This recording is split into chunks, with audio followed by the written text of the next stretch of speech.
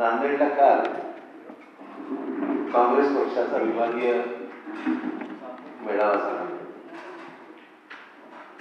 आज सकाळच्या वृत्तपत्रातून मी भाषणांच्या त्या बातम्या कालच्या झाली भाषण त्याच्या मी वृत्तांत आज सकाळी मी वाचला. वृत्तांत वाचल्यानंतर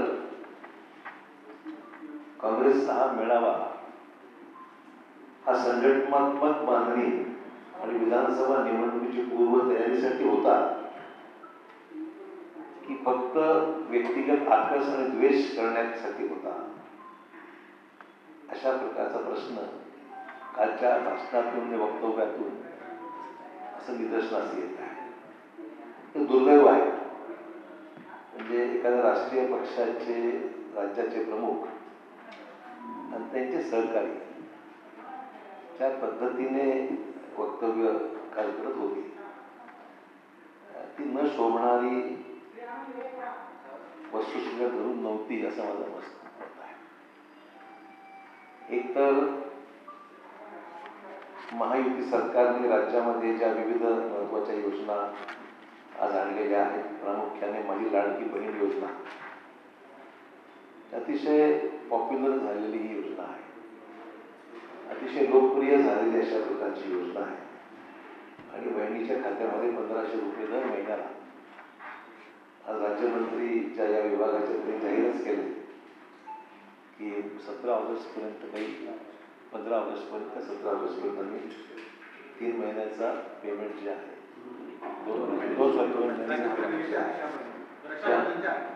ठीक आहे, म्हणजे आम्ही 2 महिन्याचं पेमेंट हे बहिणीच्या अकाउंटमध्ये देऊ. परंतु एवढ्या चांगल्या योजनेचा फायदा सामान्य महिलांना होत आहे. अन्यही 10-11 महत्वाच्या योजना, प्रशिक्षणाच्यासाठी 10,000 रुपये, 7.5 HP ला विनामूल्य वीज, गॅस सिलेंडरची योजना, जवळपास 11 ते 12 महत्वाच्या योजना, अनेक योजना आहेत. पण त्यात आम्ही ज्या महत्वाच्या आहेत त्या सुद्धा आम्ही लोकांपर्यंत पोहोचवत आहोत. तर आश्चर्य आणि आश्चर्यभाव अशी आहे, या सगळ्या योजनांच्या बाबतीमध्ये एक संशयास्पद वातावरण निर्माण करण्याचं काम हे सुरू आहे.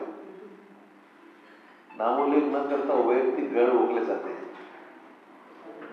आणि नावाचा उल्लेख जरी नसला तर टार्गेट कोण होतं हे तुम्हाला काही वेगळं सांगायची गरज नाही.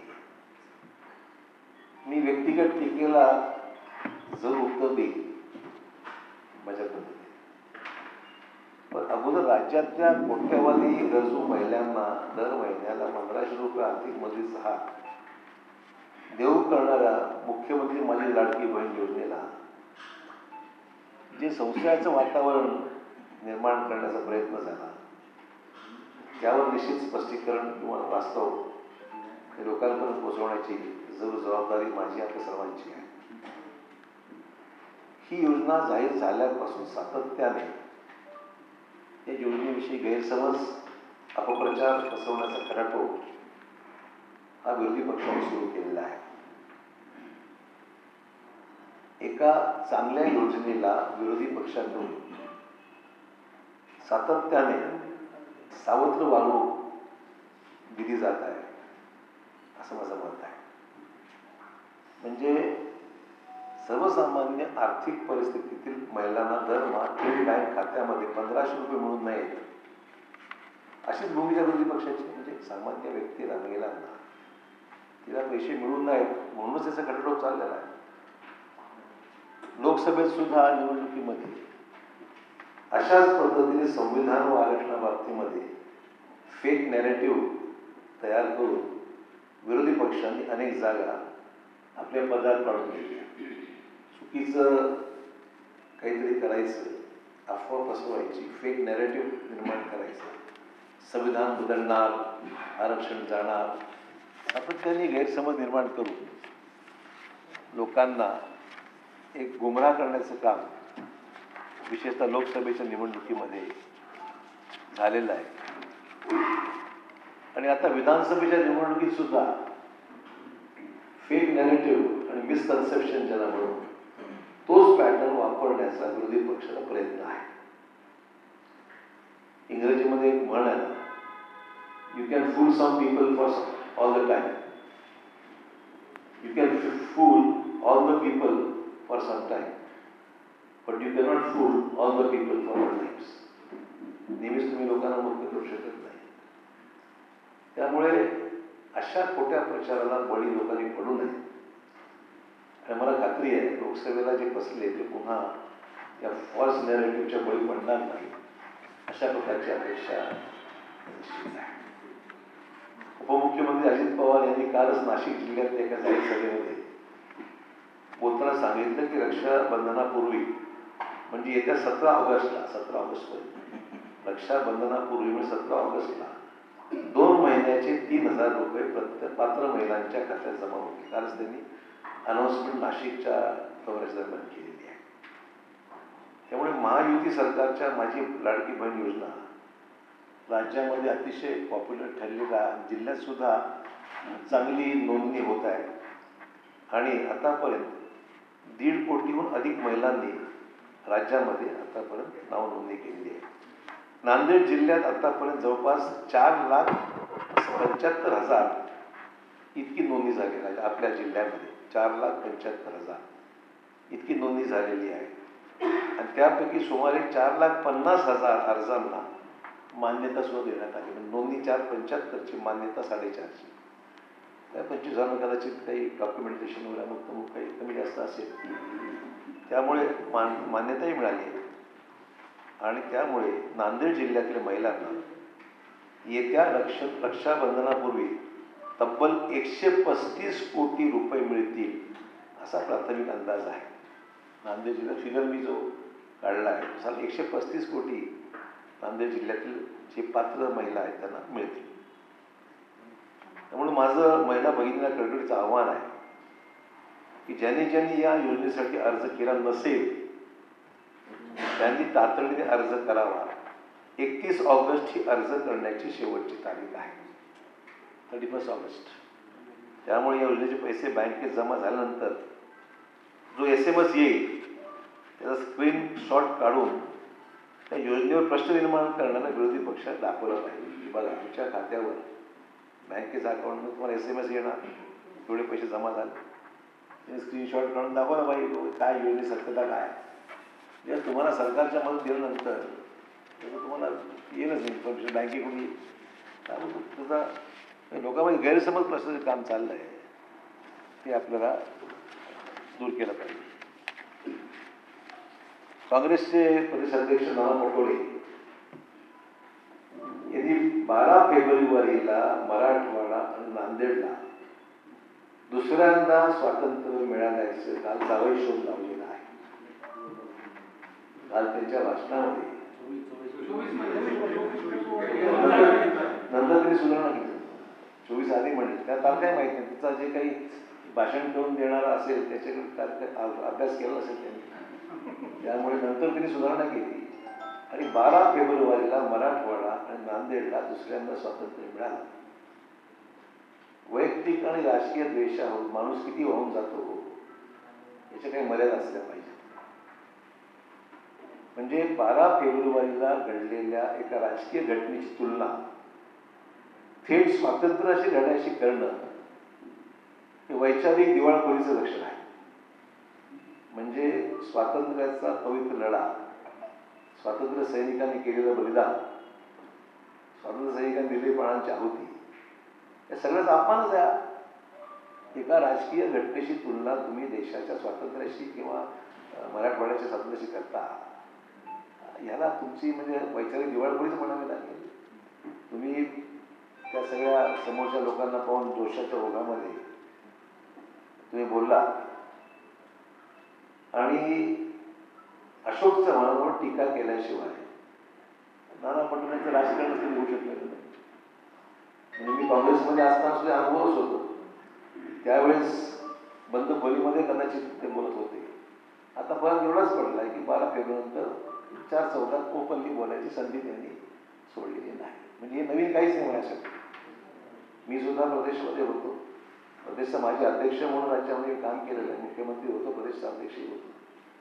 पण अशा पद्धतीने आपल्या सहकार्यांविषयी लूज टॉक, म्हणजे फक्त माझ्याच बाबतीमध्ये नाही, जे जे त्यांना स्पर्धक वाटत होते त्या काळामध्ये त्या सगळ्यांच्याच बाबतीमध्ये बंद खोलीमध्ये चर्चा करायची, लूज टॉक करायची, ऑफ द रेकॉर्ड म्हणून काही गोष्टी बोलून जायची. आणि आज माझ्याबद्दल तो उघडपणे संधीच मिळाली त्यांना, अनेकांना मिळाली, जे कदाचित मी तिकडे असताना मिळत नव्हती. संधी आज मिळते. परंतु आपल्या अनेक सहकार्याविषयी सुद्धा अशाच पद्धतीने लूज टॉक करण्याचं काम हे आज ते करत असत. मित्रांनो, मला एवढंच सांगायचं आहे की काँग्रेसमधून जे काही चांगली लोक बाजूला झाली किंवा जी लोक बाजूला फेकल्या गेली, त्याचं प्रमुख कारण प्रदेश काँग्रेसमधली असलेली प्रचंड गटबाजी आहे. आपल्या गटात कोण, आपल्या जवळचा कोण, ह्या दृष्टिकोन ठेवून माणसाचं मेरिट, चांगली काम करणे. अनेक लोक काँग्रेसमध्ये माझ्या काळात होती, मी कधी विचार केला नाही की हा कुठल्या गटाचा चांगला परफॉर्मन्स, त्याला काम संधी का, शेवटी पक्षाचं काम आहे. यांना फक्त यांच्या जवळचे जे माणसं आहेत तेवढंच पाहिजे. आणि त्यामुळे मग गटातटाच्या राजकारणामध्ये चांगली लोक बाजूला फेकले गेली आणि काही घरी बसली, काही पक्ष सोडून गेली. हा वास्तव आहे. म्हणजे माझा भाजप प्रवेश हे दुसरं स्वातंत्र्य असेल तर मग 25 जुलै 2009 रोजी, हे आकडा बरोबर आहे, म्हणजे करेक्ट आहे, माझा फिगर जो आहे या तारीख करेक्ट आहे. 25 जुलै 2009 रोजी नानांनी काँग्रेस सोडून भाजपात प्रवेश केला होता. तो दिवस साकोली मतदारसंघाचा स्वातंत्र्य दिन मानायचं का? साकोली विधानसभेचा तो स्वातंत्र्य दिन मानायचं का, हा प्रश्न मला त्यांना आहे.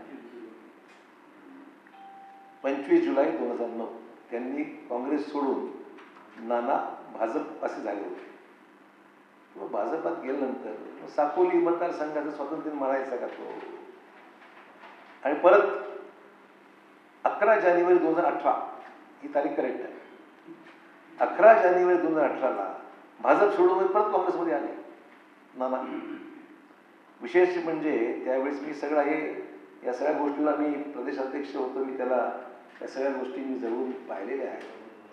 त्यामुळे तो दिवस 11 जानेवारी 2018 हा साकोलीसाठी पुन्हा पारतंत्र्याचा दिवस झाला का? मग त्यावेळेस स्वातंत्र्य दिवस आणि आज पारतंत्र्य दिवस 2018चा.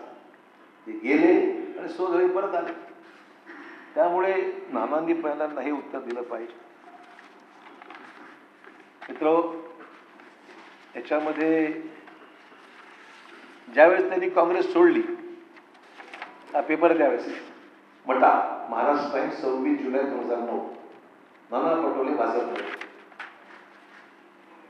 तेव्हाचा हा पेपर आहे. तो मी मिळाला मला. त्यामध्ये नाना म्हणाले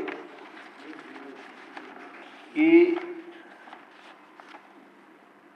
नाना पटोले यांनी शनिवारी भाजपमध्ये प्रवेश केला. काँग्रेसने ओबीसी आणि शेतकऱ्यांची निराशा केली, अशी टीका नाना पटोले यांनी त्यावेळेस काँग्रेस सोडून भाजपमध्ये जाताना केली होती. तुम्हाला विचार, त्यांची हीच भूमिका आज कायम आहे का? काँग्रेसबद्दल त्यांनी जे वक्तव्य केलं होतं ते रेकॉर्डवर आहे, महाराष्ट्र टाइम्सची बातमी आहे. काँग्रेसने ओबीसीचा आणि शेतकऱ्यांची निराशा केलेली आहे. माझे स्वतःच काँग्रेसमध्ये आहे, प्रदेशाध्यक्ष आहेत. मग त्यांची भूमिका त्यावेळेस जी घेतलेली ती बरोबर आहे का? की आजही त्या मताशी सहमत आहेत का? त्यांनी याचा खुलासा करावा.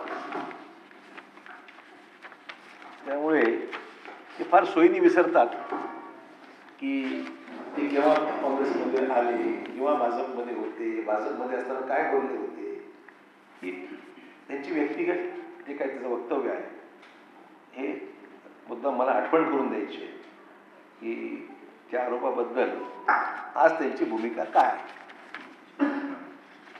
कदाचित बदलली असेल अध्यक्ष झाल्यामुळे. त्यामुळे हा एक विषय महत्त्वाचा आहे.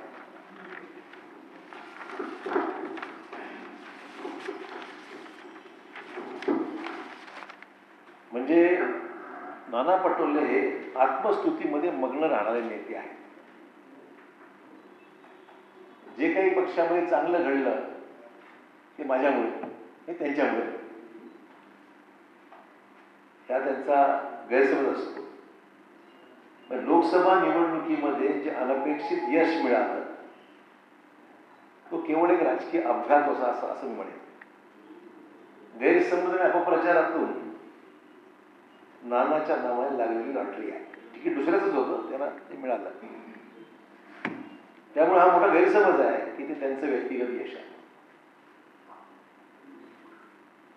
त्यांना हे विसरले असतील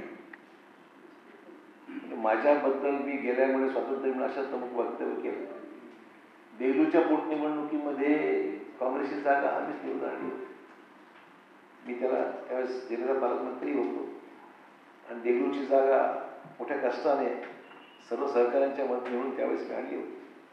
नांदेड महानगरपालिका एक हाती सत्ता, सगळ्यात 72 जागा नांदेड महापालिकेला मी त्यावेळेस निवडून आणल्या होत्या. आणि एकेकाळी विधानसभेला 9च्या 9 जागा काँग्रेस राष्ट्रवादीच्या नांदेड जिल्ह्यात निवडून आणलेल्या. त्यांनी स्वतःच्या जिल्ह्यात किती जागा निवडून आणल्या होत्या त्यांच्या काळामध्ये तिने आठवलं पाहिजे. त्या बोलायच्या अगोदर आपलाही परफॉर्मन्स काय, आपणही काय करतो याच्यावर थोडंसं त्यांनी लक्ष दिलं पाहिजे. त्यामुळे मला वाटतं की त्यांची प्रेस रिलीज काढलेली आहे त्याच्यामध्ये मुद्दा मला आठवण करून द्यायची आहे. देगलूरच्या पोटनिवडणुकीनंतर त्यांनी प्रेस रिलीज काढली, त्याची कॉपी माझ्याकडे आहे. म्हणजे सगळ्या काँग्रेस पक्षालाही ठाऊक आहे की काँग्रेसचा उमेदवार जिंकल्यानंतर साधा माझा उल्लेख सुद्धा प्रेस रिलीज असू नये, माझी अपेक्षा नव्हती. तरी करवासे काय मला म्हणणार नाही. पण ज्यांनी या कामामध्ये लक्ष घातलं किमान सहकार्याचं कौतुक करणं इतकं मोठेपणा, मनाचा मोठेपणा त्यांनी दाखवला. माझाच नाही, राज्यामध्ये सुद्धा ज्या वेळेस निवडणुकीमध्ये यश मिळालं त्यावेळेस कुठल्याही सहकार्याचा कुठे उल्लेख करून त्याला सुद्धा त्याचा गौरव करावा इतपत त्याच्या मनामध्ये मोठेपणा कधी राहिलेला नाही. त्यामुळे आपल्याला वाटतं तसं की दुपारनंतर सूर्य उतरणीला लागतो तेव्हा माणसाची सावली मोठी होते आणि रात्र झाली की सावली अदृश्य होते. तसा हा कार्यक्रम किंवा अदृश्य होती सांगता येणार नाही. फक्त त्यांनी भान ठेवावं आपल्या सगळ्या वक्तव्यांचं की आपण काय बोलतोय ते. त्यामुळे कालच्या ह्या सगळ्या गोष्टीवर फक्त मला एवढंच सांगायचं आहे. याच्या व्यतिरिक्त तुमच्याकडे बरेच प्रश्न असतील त्यामुळे तयार आहे. सर या व्यतिरिक्त त्यावेळी चव्हाण साहेब प्रमुख होते, पण आता शहराची अवस्था बदल झालेली आहे. 16 वर्षानंतर आठवण येणं कशी झाली? 2008ला हा सोहळा झाला. आपण 24 मध्ये आहोत. 16 वर्षानंतर हे रस्ते यांच्या तरी गावात तरी राहिले का? 16 वर्षानंतर 16 वर्षानंतर कुठल्याही शहरातले रस्ते कमी जास्त प्रमाणात आता होतातच ना. पण तिथे काहीच घडलं आणि अमुक घडलं आणि भ्रष्टाचार झाला, अमुक जे काही विधान त्यांचा आपल्या म्हणण्याच्या मागे रोष असावा. 16 वर्ष या गोष्टीला होऊन गेली. 16 वर्षानंतर जावं शोध कसं ना. मी ते काँग्रेसमध्ये असता बोलायला पाहिजे होती की झालं आधी बोलायला पाहिजे होतं किंवा भाजपमध्ये त्यावेळेस ते गेले तेव्हाच बोलायला पाहिजे होतं. मला कळत नाहीये 16 वर्ष झाल्यानंतर अशा प्रकारचे आक्षेप तुम्ही घेता. चुकीचं आहे. याचा कुठलंही तथ्य नाही. सगळ्या कपोलकल्पित आणि व्यक्तिगत वेशातून केलेल्या सगळ्या गोष्टी. तुमच्या जुन्या टीममधले काही लोक आहेत का त्यांच्या कुठं त्यांच्यासोबत म्हणजे कोण? तुमच्या जुन्या टीममधले माझ्यासोबत भरपूर लोक आहेत. प्रतिष्ठा दिली काय म्हणताय? तुम्ही ज्यांना पद प्रतिष्ठा दिली तुमच्यामुळेच भेटलं पद प्रतिष्ठा ते सुद्धा असतील ना. कसं की प्रत्येक लावून ते बोलताय. त्यांची लायकी सुद्धा कसं आहे, नांदेडच्या अनेकांना वाटतं की मला शिवाय देण्याशिवाय बक्षीस मिळत नाही. हा फॉर्म्युला सेट फॉर्म्युला आहे. तो जुना झाला.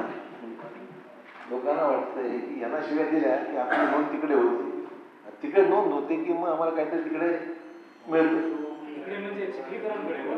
नाही असं नाही. चिखली एकाच पक्ष झाले. आता तो विषय नाही राहिलेला.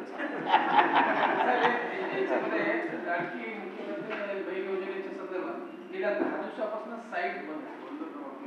त्याच्यामुळे अनेक महिलांना ऑफलाईन पण घेतो ना, नानाचा विषय उद्या नाही का? ऑफलाईनला पण घेतो ना, नानाचा विषय उद्या त्याच्यानंतर ऑफलाईन. आपल्याला काय बोलायचं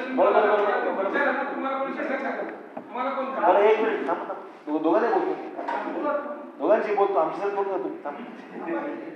तर माझा मुद्दा एवढाच आहे की अनेक लोक राहिले असतील आणि मीही मागेच बोललो होतो, मी कोणालाही माझ्यावर पक्षात ये असं मी कधी निमंत्रण दिलं नव्हतं, सांगितलं नव्हतं. हे मी ऑन रेकॉर्ड आहे, त्यावेळेस सुद्धा. आज नाही, 12 फेब्रुवारी नंतर मला पत्रकारांनी विचारलं की किती लोक तुमच्याबरोबर. मी म्हटलं मी कोणालाही भाजपमध्ये या असं मी सांगितलेलं नाही. प्रत्येकाला वाटतं की हा मतदारसंघ काँग्रेससाठी आहे, कोणाला वाटतं भाजपसाठी फेब्रुवारी, प्रत्येकचा आता विचार करतोच ना. त्याच्यामुळे आम्ही काही कोणाला सांगितलं नाही, म्हणजे आलेलं स्वागत त्यांचं, ते राहिलं ठीक आहे. त्यामुळे तसा काही विषय नाहीच आहे. आता काही मित्रांना तुम्ही सांगितलं काँग्रेसमध्ये जा असं जा म्हणून सांगितलं होतेच काँग्रेसमध्ये, सांगितलं जे काँग्रेसमध्ये जाईल काँग्रेसमध्ये जा सांगितलंच नाही. अमित देशमुख म्हणाले अशोकाची पतझड झाल्यानंतर वसंत बहर लागतो. असं अमित देशमुख लहान आहेत, माझ्या वयाला आणि अनुभवाला याला फार वेळ लागेल, त्यामुळे त्यांना उत्तर मी योग्य वेळेस जरूर देईन. अजून ते अनुभवाने कमी आहेत, वयाने कमी आहेत. त्यांनी संभाजीनगरला प्रभारी होते, त्यांनी आठवणी काय काय तिथे केलं, म्हणजे किती अचिव्हमेंट, पक्षाला किती यश मिळालं. त्यांच्या वक्तव्याची काही दखल आज घ्यावी इतपत त्यांची उंची राजकीय उंची नाही.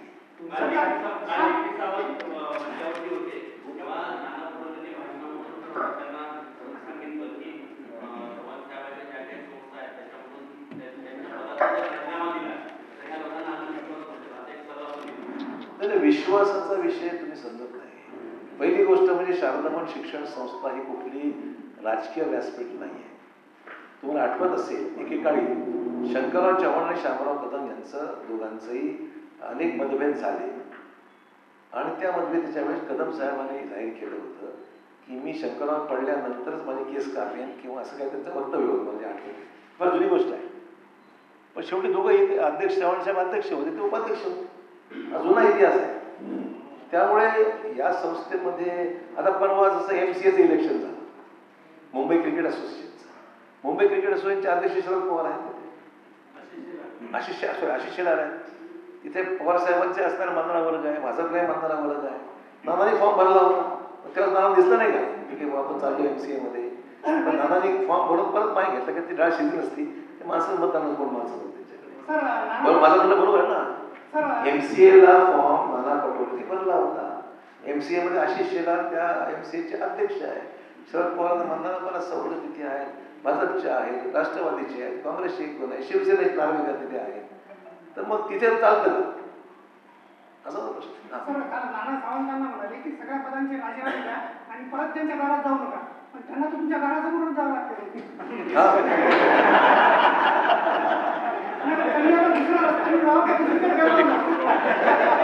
त्यांचा रस्ता बदलवलेला असं आहे. नानांना हे सगळं चाललंय ना, संकुचित राजकारणाचा हा नमुना आहे. पण सांगतो, माणसाला एक उंची गाठल्यानंतर आधी उंची गाठावी लागते, वैचारिक उंचीमध्ये.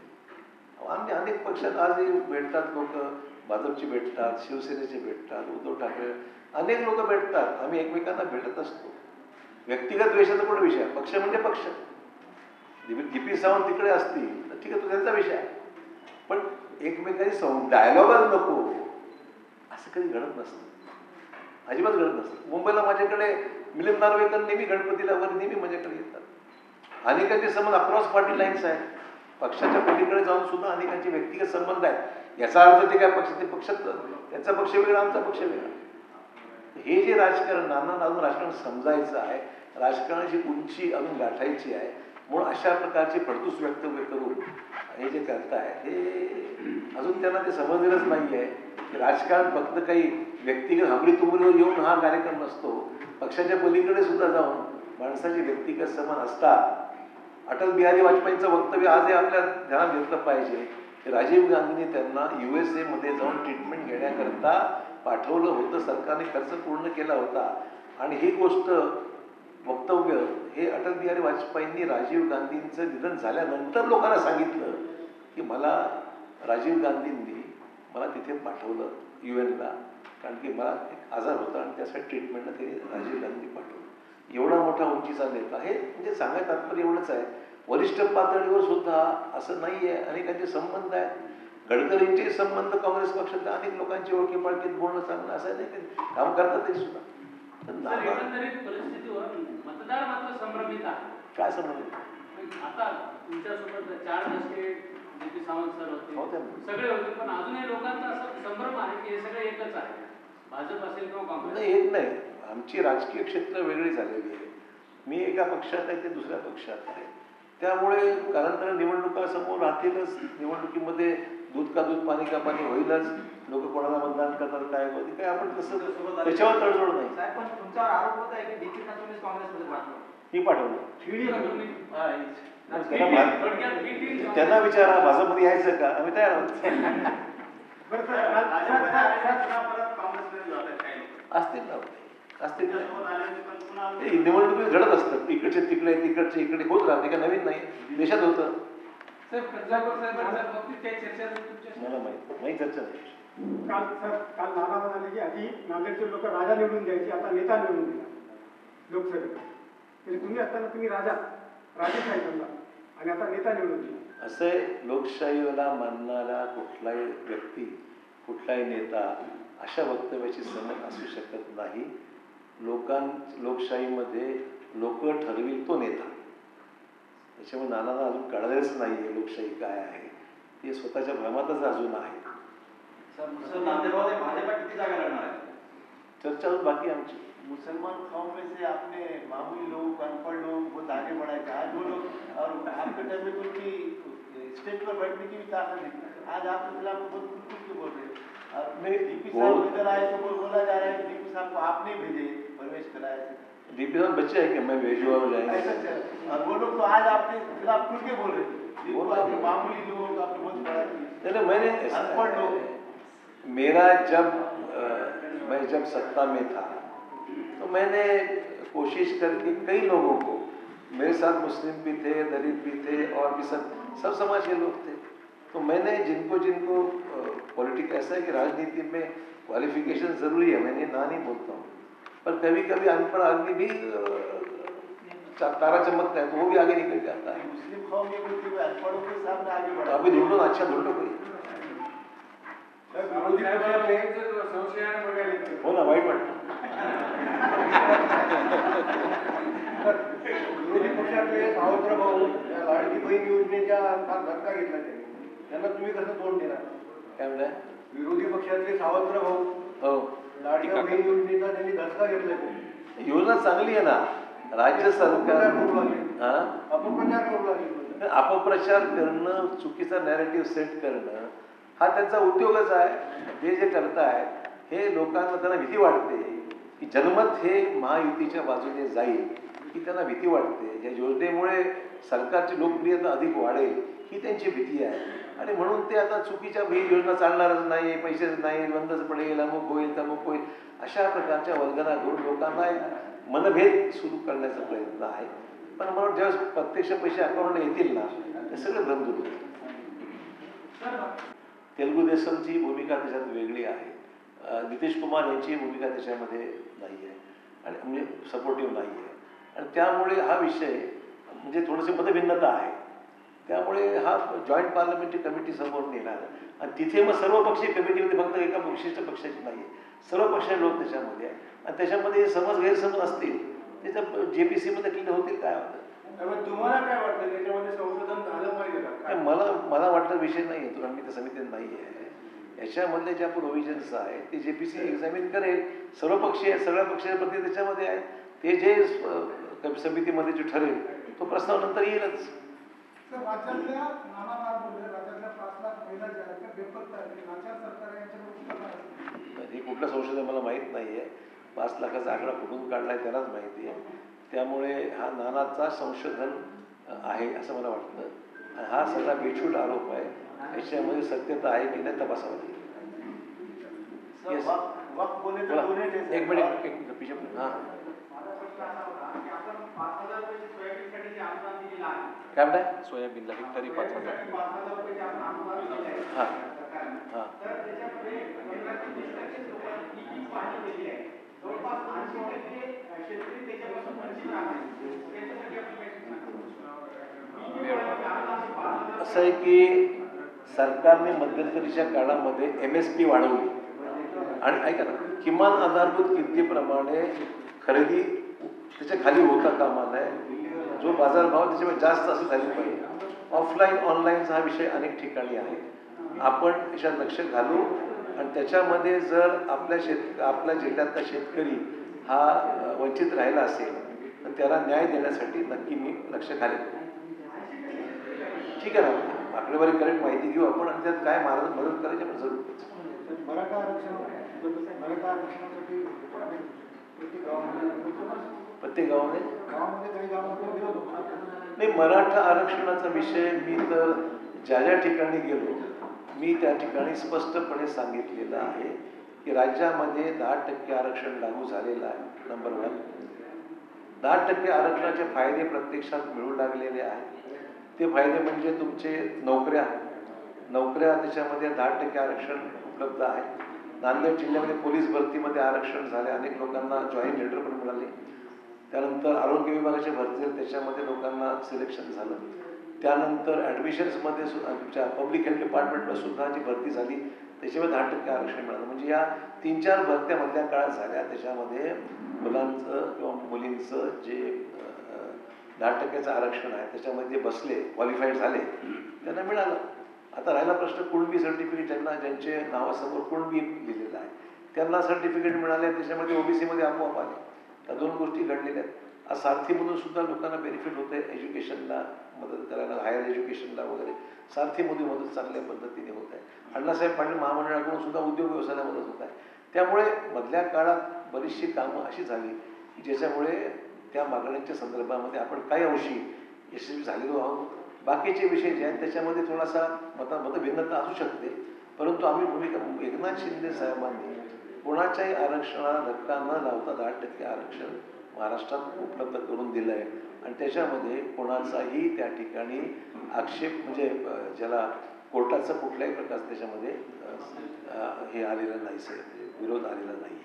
त्यामुळे मला वाटतं की काही अंशी हा प्रश्न बऱ्याचशा विषयी लोकांपर्यंत माहिती पोचवणं गरजेचं आहे. लोकांना ही माहिती कळण्याची गरज आहे, काय झालं हे सांगण्याची गरज आहे.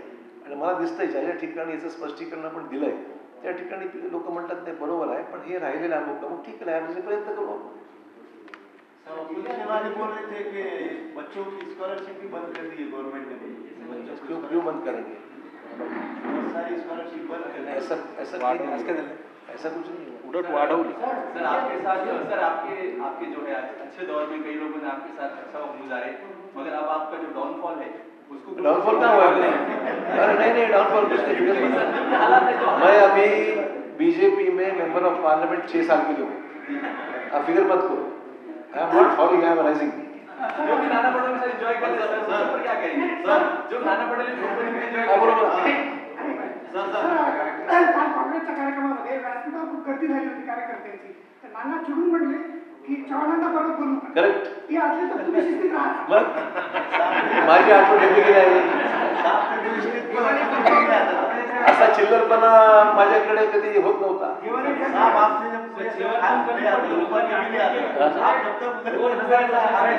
अरे यही नहीं, तो कांग्रेस सोफा पे बैठने के लिए मारा मारी हो रही है.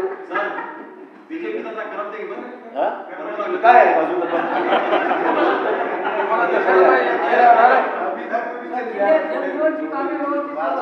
जलजीवनची कामं मार्गी लागतायत, त्याला पैसा मिळतो आहे.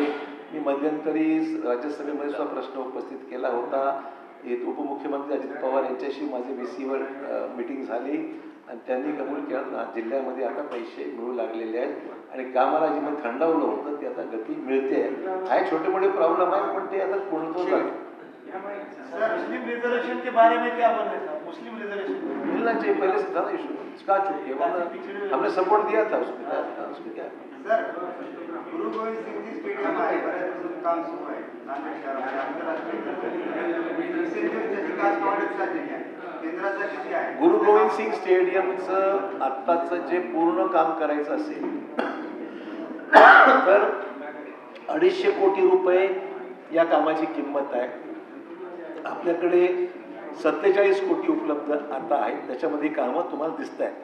पण पूर्ण काम करायचं असेल तर 250 कोटी रुपयाचा हा एकंदरीत प्रस्ताव आहे. मी पर्यटन आणि स्पोर्ट्स मिनिस्ट्रीकडे मी प्रयत्नामध्ये आहे, वाढीव पैसे मिळावे आणि त्यातून हे स्टेडियम याच्यापेक्षा भव्य व्हावं. काम चाललं आता, सिव्हिलवर बरंचसं स्ट्रक्चरल काम झालेलं आहे. वाढेल तर वाढेल, जे आहे ते वाढणारच आहे. सर तुमच्या भोकरमध्ये 161 NH ला ते टायरमध्ये गेलं 4 व्हीलरचं तर बाहेर येत नाही, एवढ्या भेगा पडले. NH आहे, NH आहे. 161A NH हे गव्हर्नमेंट ऑफ इंडियाच्या नॅशनल हायवे गव्हर्नमेंट ऑफ इंडियाकडे आहे. आणि माझ्याकडे डिपार्टमेंट तुमचं रोग माझ्याकडे असेल तर मी PWDला होतो, NH ला होतो. तुमच्याकडे रोग नाही, पण आपण राज्यसभेवरती आहात आणि शारदा कन्स्ट्रक्शनने काम केलं, माहिती घेतो ना. आणि इतक्या तक्रारी आहेत लोकांच्या, तुम्ही तक्रार करणार ते प्रॉब्लेम शारदाचा आहे की रस्त्याचा? शारदाने रस्ते केले ते बेकार आहेत, त्याच्या पुढचे जे आहेत ते आपण चांगले आहेत. मी लक्ष देतो. मी आणि तुम्ही सांगितलं गोष्ट नोंद घेऊन माझी गाडी त्यात फसत नाही का बघतो, बसते का नाही बघतो, काळजी करू. येस,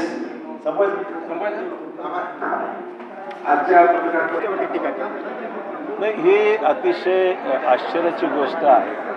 आणि वैचारिक पातळी ज्यांना नाही आहे, ज्यांना काही राजकारणाची उंची नाही आहे आणि जे स्वतःला प्रदेश पातळीवरचे नेते समजतात, त्यांनी अशा प्रकारची वक्तव्य करणं ही त्यांना न शोभणारी बाब आहे. मी सुद्धा राज्याचा एकेकाळी प्रदेशाचा अध्यक्ष होतो, पण आम्ही कधीही आमची उंची, वैचारिक उंची ही खाली न जाऊ देता वैचारिक पातळीवर आमची भूमिका आम्ही घेतलेली आहे. त्यांची वक्तव्य हे व्यक्तिगत द्वेषातून केलेली अशी वक्तव्य आहेत आणि ज्याला म्हणू आपण चीप पॉप्युलॅरिटी ती मिळवण्याकरता हा सगळा प्रयत्न केलेला आहे. ही संघटनात्मक बैठक होती, निवडणुकीच्या दृष्टिकोनातून काय तयारीची बैठक होती की केवळ अशोक चव्हाणापुरती बैठक हा मर्यादित होती का, असा खरा प्रश्न निर्माण होतो. आणि मला वाटतं की ज्या एक प्रमुख विरोधी पक्ष म्हणून ज्या पक्षाची राष्ट्रीय पातळीवर गणना होते त्याचे महाराष्ट्राचे अध्यक्ष फारच कमी उंचीचे निघाले, एवढंच मला म्हणावं लागेल. त्यांनी असं म्हटलं की मला त्यांना आठवण करून द्यायची. खरं म्हणजे स्वातंत्र्य सैनिकांच्या एकंदरीत बलिदानाचा हा अपमान आहे. राजकीय घटनेचा आणि स्वातंत्र्याची तुलना करणं हा अतिशय मनाचा कमीपणा आहे. स्वातंत्र्य सैनिकांचं बलिदान, राज्याला किंवा मराठवाड्याला मिळणारं स्वातंत्र्य हे फार उंचीचं आहे. अनेक लोकांचं योगदान आहे त्याच्यामध्ये. आणि पक्षप्रवेशाची तुलना जर स्वातंत्र्याशी लढायची होत असेल तर मग हा स्वातंत्र्य सैनिकाचा अपमान आहे असं मला म्हणावं लागेल. आणि मला मुद्दाम पटोलेंना आठवण करून द्यायची की त्यांनी ज्यावेळेस काँग्रेस सोडून भाजपमध्ये गेले तो दिवस काय समजा, साकोलीच्या मतदारसंघामध्ये तो स्वातंत्र्य मानायचा का? आणि नंतर भाजपमधून पुन्हा काँग्रेसमध्ये आले, मग पुन्हा साकोली भारतला गेलं का? म्हणजे आपण काय बोलतो? आपण काँग्रेस सोडून भाजपमध्ये गेला आणि नंतर भाजपमध्ये पुन्हा काँग्रेसमध्ये आला, हे तुमचा जो राजकीय प्रवास आहे तर त्याला काय म्हणायचं? हा खरा प्रश्न आहे. अमित देशमुख यांनी तुमच्यावर टीका केली, अशोक पत्नीचा आणि वसंत. अमित देशमुखांना अजून बराच अनुभव घ्यायचा आहे, अजूनही वयाने कमी आहेत, विचाराने सुद्धा त्यांची वैचारिक जी काही भूमिका त्यांच्यावर अपेक्षित आहे ती अजून त्यांना ते परिपक्वता आलेली नाही आहे. आणि मला वाटतं की त्यांच्या प्रश्नाला फक्त उत्तर द्यावं असं मला वाटत नाही. साहेब, दुसरा एक प्रश्न असा आहे की मराठा आणि आंदोलक ते सातत्याने आता नेत्यांना आळवत आहे. म्हणजे राज ठाकरेंच्या तारखासमर्थीची घोषणाबाजी झाली, काल शरद पवारांचा तापा घेण्याचा प्रश्न, तुम्हाला आणि तुमच्या परिवाराला देखील अनेक वेळा या सगळ्या गोष्टी ठीक आहे ना. मला टार्गेट करत आहेत का? टार्गेटचा विषय नाही आहे, भावना आहेत समाजाच्या, त्या भावनाचा मी आदर करतो. आणि मी मराठा आरक्षणाविषयी सरकारने, शिंदे सरकारने जे जे केलेलं आहे ते स्पष्टीकरण दिल्यानंतर लोकांचं बऱ्याच अंशी समाधान होतं असा माझा अनुभव आहे. म्हणजे 10% आरक्षण लागू झालेलं आहे, कुणबी सर्टिफिकेट्स मिळत आहेत, नोकऱ्या त्याच्यामध्ये 10% नोकऱ्या आरोग्य विभागात, पोलीस विभागामध्ये, MSCBमध्ये नोकऱ्या मिळत आहेत, कुणबी सर्टिफिकेट्स मिळत आहेत.